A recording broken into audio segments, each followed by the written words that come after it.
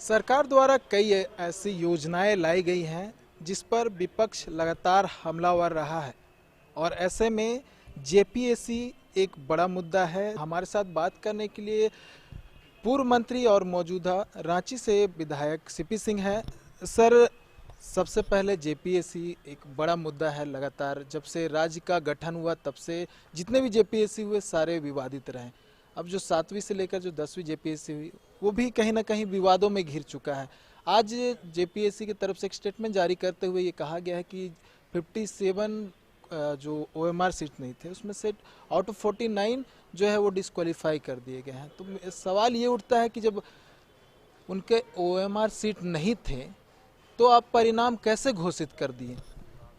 भाई यही तो मामला है ना कि जेपीएससी के कारनामे जो हैं बड़े ही अजीब और उसको क्या कहते हैं कि माने चौंकाने वाला होता है। सवाल ये है कि जब ओआर सीट नहीं था तो परिणाम कैसे घोषित किए।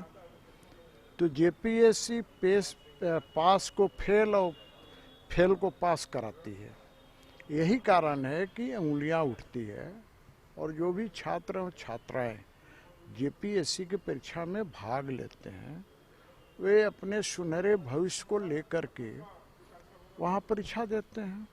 वैसी स्थिति में वहाँ कोई गड़बड़ियाँ होंगी तो स्वाभाविक रूप से उनके अंदर क्षोभ का वातावरण पैदा होगा और फिर जब आंदोलन करते हैं तो उन पर लाठियाँ चलती हैं। वैसी स्थिति में सरकार को चाहिए कि इसकी जांच कराए और इसमें कानूनविदों की राय ले।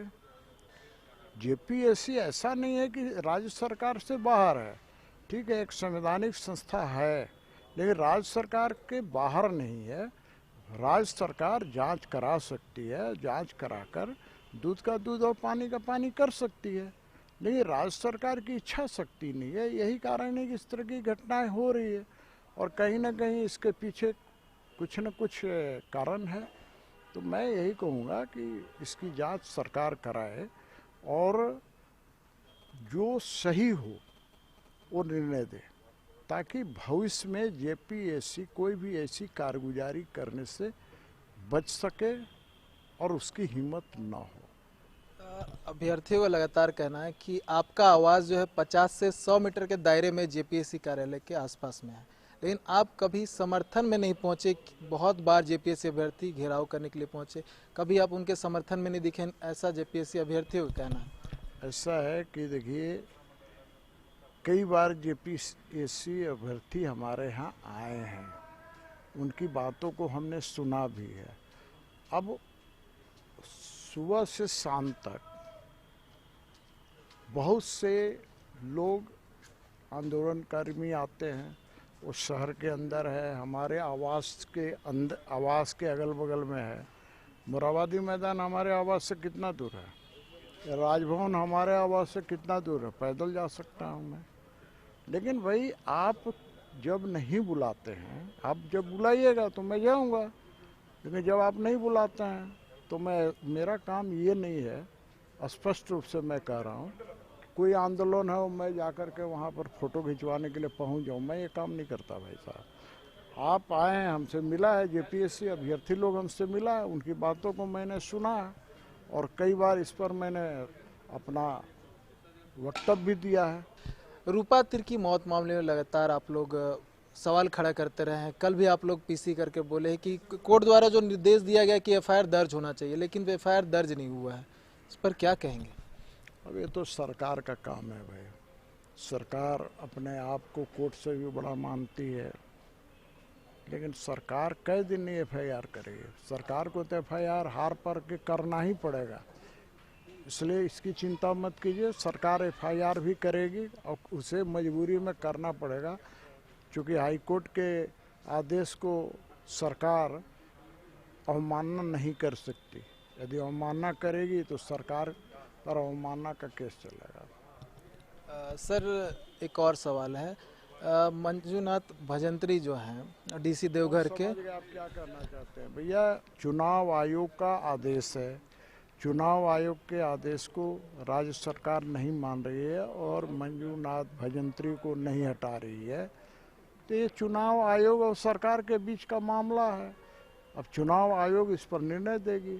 नहीं हटाने पर राज्य सरकार पर चुनाव आयोग क्या कर सकती है, ये तो चुनाव आयोग को देखना काम है।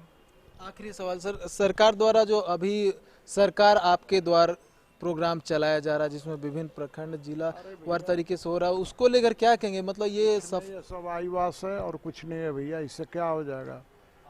आम जनता भटक रही है, आम जनता से आप मिल नहीं रहे हैं, बड़ा ये जुलूस निकल रहा है। तो फिर जब आपके द्वार कह रही है तो पब्लिक आपके द्वार आ रही है, आपके द्वार आ रहे उससे मिल ही नहीं रहे, आप कह रहे सरकार आपके द्वार। ये सब आईवास है, ये सब चलते रहता है, राजनीति में ये सब चलता रहता है।